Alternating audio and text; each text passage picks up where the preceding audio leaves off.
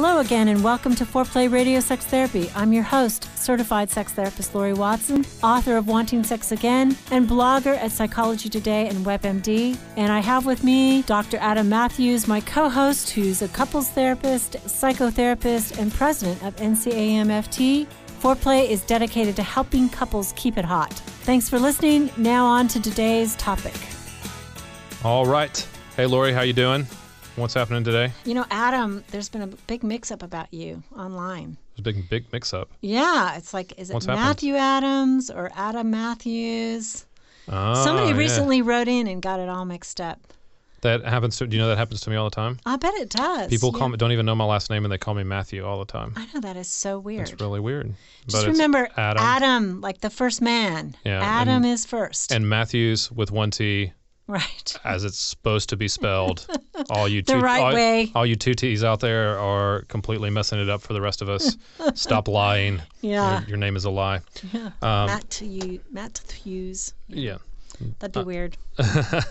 Well, today we are talking about sexual resilience. And I don't know that most people think about their relationship in terms of resilience. But it's a big topic lately in terms of a quality or trait that people possess that helps get them through difficult times. Yeah, a big research topic. In terms absolutely. Of how do some children have resilience, right, in life? How is that developed? Why do some people come out of difficult circumstances and have resilience and others don't? When others don't. But resilience is essentially the ability to bounce back, right? The ability to summon courage and strength to push through difficulty. And it is shown it's important in a whole multitude of situations. When it comes to finances, how you make money, the life cycle of having money or not having money, and how you kind of go through those periods of times that's less than. Sports, it's big in sports and how you overcome adversity as a if you're in team sports versus whether you have something that happens to you like injury or different things like that.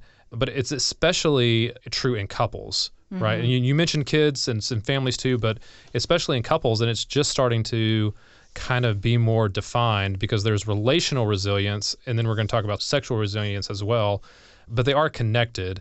Jean Fitzpatrick, a relationship therapist in New York, she said that resilient couples have the capacity to repair after a negative interaction. That's how she defined that. And I think of it in terms, I mean, you see this all the time, right? That couples, when they come in, they are in their arguments, the way that they fight, the way that they're trying to deal with something that's difficult is that they're often caught in these win-lose arguments where one of them is trying to win.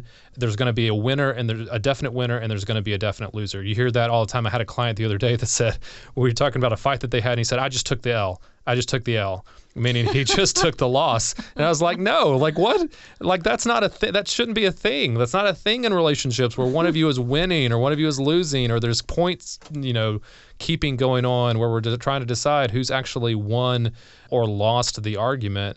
I think that is so deadly because I think to me, it gets them into they're playing tug of war rather than trying to solve a problem together. They're trying to prove how right they are. And my husband says something about that. You can either be right or happy. Yeah, but can't you be both? Yeah, I mean, I think in a coupleship, right, you want to work toward understanding, not necessarily being right.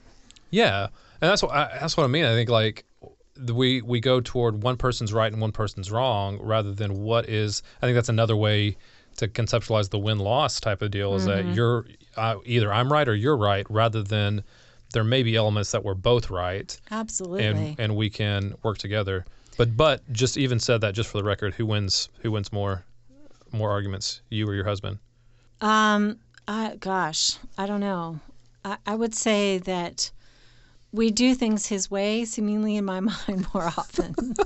You do? Yeah.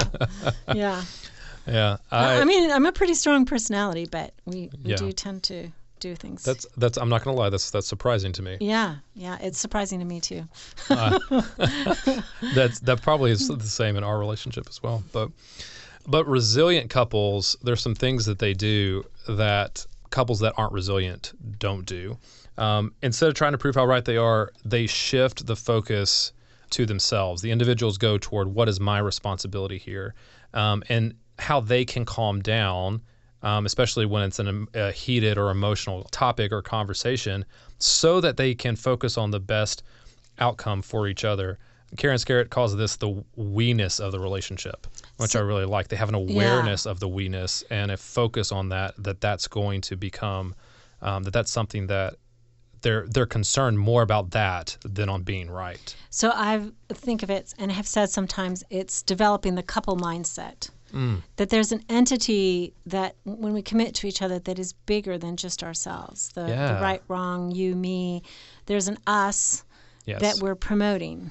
You know, I mean, it's sort of like a team, right? You might want to play the star player all the time, but the team needs to learn to work together. And so they don't learn that if you don't play all the players. And, and maybe the star learns humility by, being some other position or something. I mean, there's a team aspect that we learn we can actually win more if we operate as a team than if one person gets their way all the time.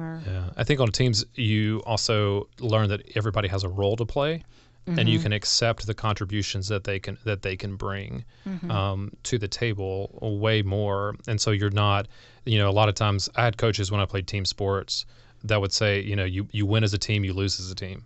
So if we lost, it was on everybody, right? It wasn't just on one person. If we won, it was everybody's win. Right. And I think that gets lost too. But I also have for some reason, it is so hard for people to take responsibility for their part and to look at it themselves in this. I had a couple the other day, and one of them, I can't remember which one said it, but they said something like, they used the team analogy, and they said, we're not on the same team. I just want us to feel like we're on the same team. But they were very much stuck in the win-lose mindset. They wanted to be on the same team, but they wanted the other person to come over on their side. This is how we get on the same team. You do it my way. Exactly.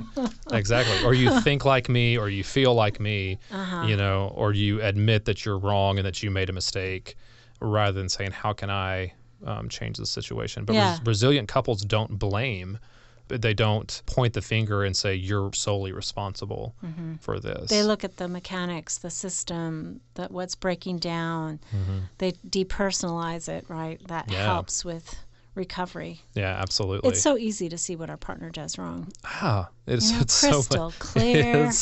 It is so clear, right? Yeah, it is. And it's so difficult to see that we are contributing to a dynamic that keeps us locked into a power struggle instead of functioning as a unit. Yeah.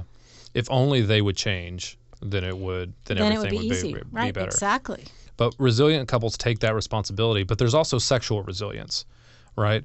So what is sexual resilience? Tell us about how that differs. Right. So Beck and Robinson, they described it this way. They said it's a couple's ability to withstand, adapt to, and find solutions to events and experiences that challenge their sexual relationship. So in other words, they recognize challenges to their sexual relationship, but they work together to overcome those challenges. So you have 3 of those challenges, don't you? I have. Oh yes, children. Yes. Yeah. The little parasites living with me. Yes. Right. You have 3 of those. Exactly. They're beautiful. I love them. But yeah, I mean that's a common one that are going to be challenges to the relationship. Time, busyness, fatigue, work responsibilities, changes in libido, menopause. Yep. Cancer, disease. Any kind of disease. I'm studying for my doctorate breast cancer, and that is called the we disease. Yeah. Because it impacts the couple so much in terms of, yes, it happens in her body, but they face mortality, they face the separation, the loss of potentially their partner, and then their sexual life is so impacted. And so, I would say every once in a while, I listen to somebody and I think, they have it all together, right? They have everything. They have a strong attachment. They have enough money. They have interesting jobs. They have beautiful little parasites. And, but oftentimes as they come through my office, there's some event that has happened, a health problem or something that was, not foreseen. And, it turns out into everybody's life, a little rain does fall. And it's really hard. But resilience, sexual resilience, is how do we manage that in a way that keeps us on track with each other and making love and feeling the good feelings that are possible. But I think you're hitting on something too, is that most people don't think that their sexual life is going to hit challenges and snags. They hear about them, but they go, well, that's not going to happen to us, as opposed to recognizing the dynamic nature of the sexual relationship. Right. We talk about it as the evolution of the sexual relationship, that it's going to go through ups and downs and peaks and valleys, and that that everyone is going to face some kind of challenge in that relationship sexually. But the importance of it, the importance of resilience, really is that resilient couples overall, they feel good about their relationship and about their sex life together. They see it as a positive rather than a negative, and they are more confident in the strength of their relationship. They see their relationship as a strength and are not afraid of that conflict, which a lot of couples are. They're not afraid of those challenges. So not being afraid of those challenges, they're going to hold the belief that they can handle them when those difficulties come up. So does the research say anything, Adam, about is resilience a product of having come from a securely attached childhood, or is it just a gift? And if it's just a gift, can it be won? Can we fight hard and become more resilient? Yeah, I think definitely securely attached kids learn to have more resilience, right? Because it's that tether, right? They go out into the world, they fail, they come back and they have a place to land. And so the secure attachment is going to allow them to have more resilience. However, we also tend to sometimes we think of resilience as a personality trait. We say, well, that person's really resilient, as opposed to thinking of it more like a muscle that can be built over time. Oh, good. So people that maybe were insecurely attached as they move into adulthood, like they can learn, as we've talked about, you can learn to be more securely attached. You can learn to be more resilient.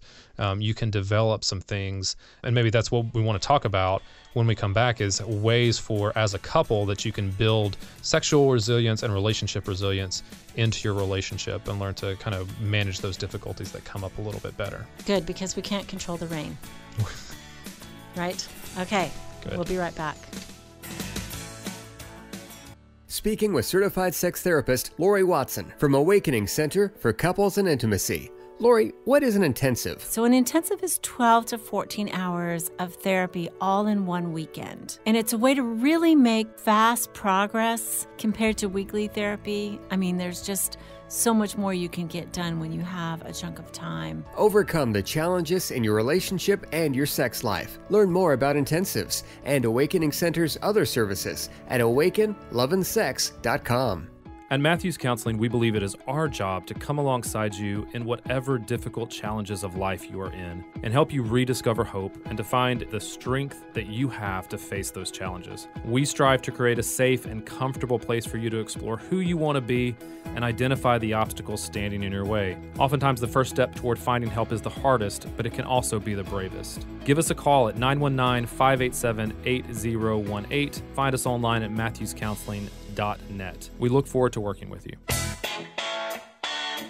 All right, Laurie, so let's try to give some ways that you can build resilience back into your relationship. And I want to use an example, and we could talk about some real life, put some bones to it, into a relationship. So I want to talk about a couple that was resilient and a couple that's not. So Ray and Paula versus Jim and Nancy. They both experienced a drifting apart in their relationship. And over time, their frequency of sex, their desire for sex, they both dropped, right? And both of these are really common things that I think we both hear a lot. Where Paula and Ray, she traveled a lot for business. Ray was left alone. He worked full time, and he was taking care of their two kids, both whom had behavioral difficulties. Woo, that's hard. So both of those, and they both described a high degree of dissatisfaction in their sex life, right? But you can see how both of those things, very normal life things that happen, can contribute to their sex life. They're not together very much. and he's kind of worn out by the behavioral problems of the children. The family system is in disarray a bit, so tensions are high in the household. Yeah. And she's only home a little bit. So I can imagine that would take a toll. Yeah. And so compare them to Jim and Nancy. They had 3 kids, both worked really high-powered jobs. They did something where they used to be able to run together every morning. They exercised together, which was a real highlight for their relationship. But as kids and jobs increased, Jim hurt himself, had problems with his ankles, couldn't keep running with her. So he slowed down, but Nancy sped up, right? She started doing marathons and races every weekend. Maybe not every weekend, but a majority of the weekends was really into that, started running with other people. And it just took them in separate directions. So they stopped spending time together and really making time for sex. So you can see both of those couples are challenged. They're challenged, right, to find time for sex. Jim and Nancy, on one hand, though, were way less resilient, had not exercised that muscle as much as Ray and Paula had. Ray and Paula, on some levels, faced a few more difficult challenges as far as time goes, the less control of their time. But Jim and Nancy, however, they were way more fatalistic about what was going on, right? And just to kind of give some things... Beaten down, really... just did not have, it took them a lot longer. It was a lot harder for them. They had to really be able to develop some resilience. And as we talked about, the things that it was hard for them to do that Ray and Paula did better was they each had a better awareness of themselves, right? This was something that can be pointed out, that a therapist can point out to you, but a lot of times it's more helpful if you're able to have that awareness of your own, if you're able to raise that awareness to know when there is conflict, when you go to talk about sex, when you go to talk about how to resolve some of these problems, that you have an awareness of what is actually getting triggered for you.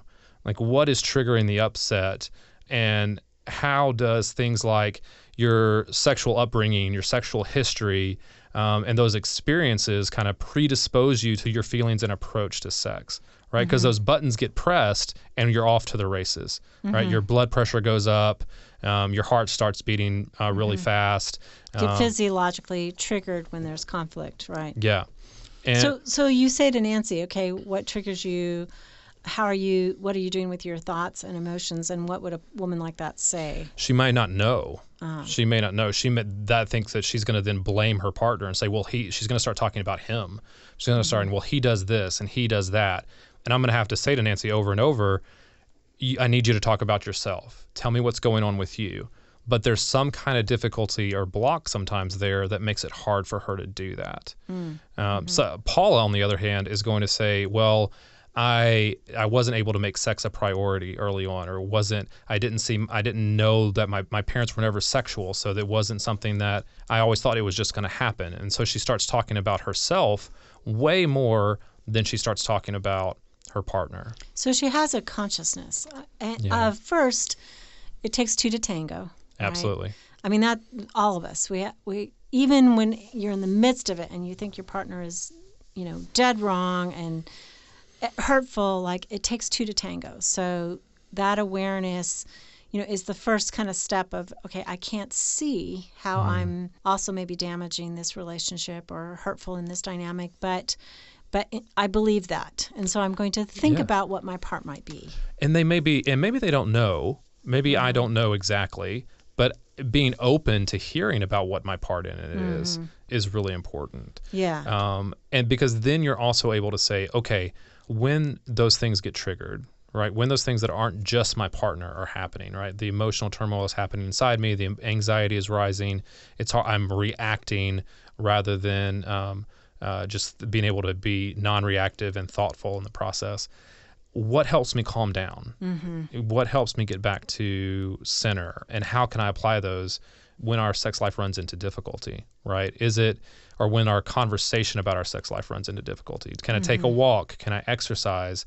Do deep breathing and meditation, listening to music? What is it that is effective in helping me come back to be a non-reactive presence rather than somebody that's just got automatic thinking and automatic reactions going on? Right. And I would say that just from an attachment theory perspective, what you're talking about is mood stabilization. but that a person in a situation where they're triggered knows how to calm down, and they know that because in secure attachment, we internalize the parent, the comforting parent, the parent who, like you said, you have a bad day and you come home, you spill it all out, and your parent says, I care about you, you're still a good kid, we'll get this together, tomorrow's going to be a brighter day, and somehow or another, there's this magic that you feel better having told your parent as they've comforted you. So relationship is a safe source for comfort.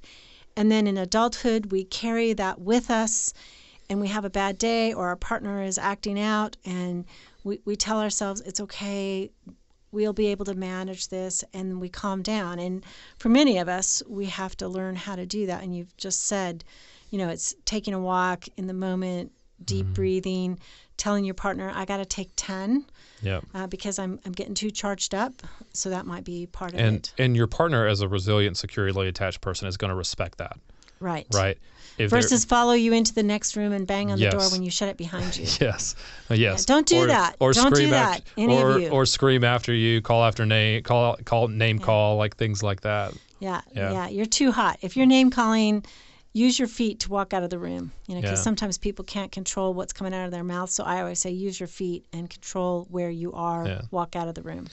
Yeah. And the other thing I think is that awareness piece is also awareness of you both as a couple. Like knowing that all couples experience sexual conflict, you can start to see and what I call flagging the minefield. You know what the hot button issues are. You know what the things are that could potentially blow up. So you're able to approach them differently. I love that metaphor. Right. Yeah. Explain that again, like flagging the minefield.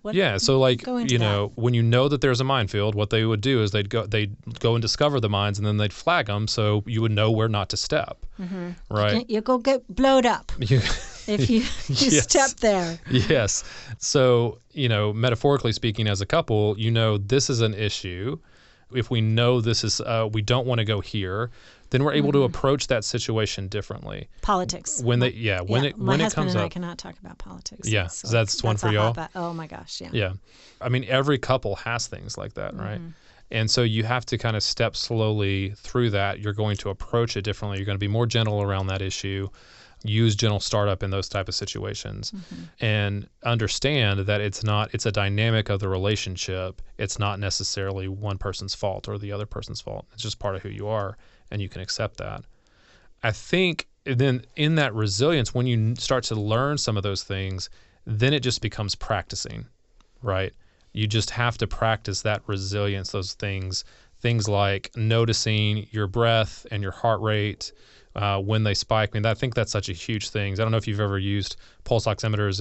I have one. I have one on my desk. You have one on your desk? Yeah, I did. Really I thought it was in here, and I was going to lift it up and show you. But we use pulsometers sometimes with couples who are in conflict, just to demonstrate how elevated their physiology is as we put a pulsometer on their fingers. And it shows. And oftentimes the pursuing partner looks angry and worked up, and the distancing partner looks cool as a cucumber. Yep. But then when you put the pulsometer on them, it turns out they are just as elevated physiologically. Their pulse is going crazy too. They just don't manifest it on the outside, but they feel it on the inside. That is one of the reasons they're withdrawing. Absolutely. Is they're trying to get enough space to cool off. So sometimes they shut down. If you are going to therapy, that's a great tool to ask your therapist to use for sure. Because it can help you start to learn how to regulate that, because you can regulate it. It is something that you can master, but you have to notice that it's actually happening. Practice also, I think, for distancing partners involves noticing when they start to get triggered to stonewall or start to get defensive. Because I think those two horsemen are the ones that distancers do probably more often than the others. But for pursuers, it's when they start to get critical or they start to get contemptuous in the relationship, right? And being able to notice when that happens. And when you notice it, to shift course. Like being able to say, hey, hold on, I just got critical there. Let me try again. I shouldn't have said that. Let me try again. That's active resilience. Absolutely. I am getting back on track. Yeah. Right. When I find myself off course, I get myself back on track. Yeah. The other thing that I would mention too is that sexually resilient couples find the humor in the challenge. Right. You were talking about kidding. You were talking about my my 3 little angels that are all over my house right now. It's like sometimes me and my wife just look at each other, and one of the kids is, doing jumping jacks on the dinner table, and another one has taken all his clothes off and is just running around. You let your kids jump on the table, Adam? Did I say let them jump on the table? I did not. But sometimes me and my wife just look around and just go, is this really our life? And we can't help but laugh at it, right? I mean, we have to laugh at it. Otherwise, it just feels chaotic and crazy. And so I think being able to find the humor in whatever the challenge is super important. And then the last thing that I'd mention is I think sexually resilient couples, they're committed to solving the problem. Right. And so they're going to do whatever it takes. They're going to keep coming back to it. They're going to keep discussing it. They're going to know when to take breaks, but they're not going to let those breaks last for a really long time. Right. They're going to come back and really be committed to working it out again together in that team type of environment, and really say we can do this. We can be hopeful, and we can kind of get this done. Yeah, I think too. Just my last bit would be sexually resilient couples understand that there's an arc, that things don't change overnight, that dynamics, it isn't just whether you have sex this night or whether they want it this night. It's you take a long view.